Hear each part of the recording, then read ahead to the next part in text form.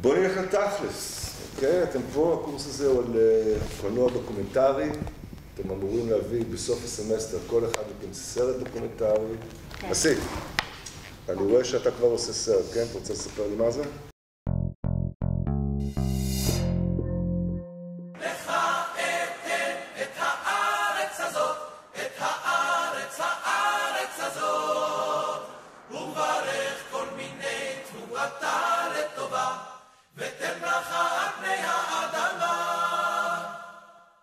יש בי אהבה מאוד גדולה לעם ישראל, לכולם, והייתי רוצה לעשות סרטים בעלי משמעות שיחדו את העם הזה.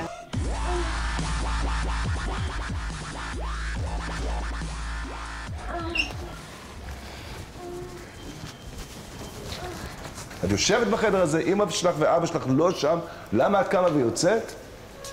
את מאותגרת מינית, זאת האמת. אולי הרגישה משיכה ולא רצתה להיות שם, זאת האמת. לא, יש לי ערכים, אני בורחת בגלל ערכים. מי בורח בגלל ערכים? עזוב אותך.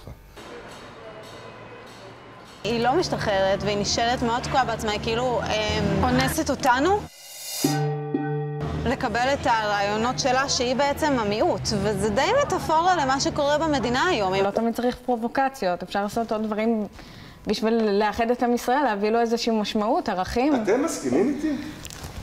לקרב את עם ישראל, לא למה, אחד לשני, זין.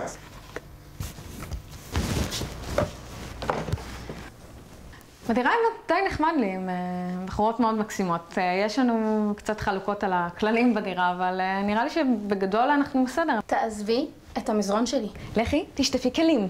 מלכי! לא כל הדתיות ככה. תעלליה היא משהו...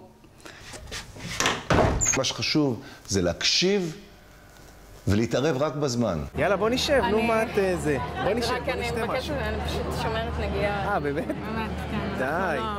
אתה ידעת שהיא ככה שומרת נגיעה? ביי, אחי. האמת שלך, אסיף.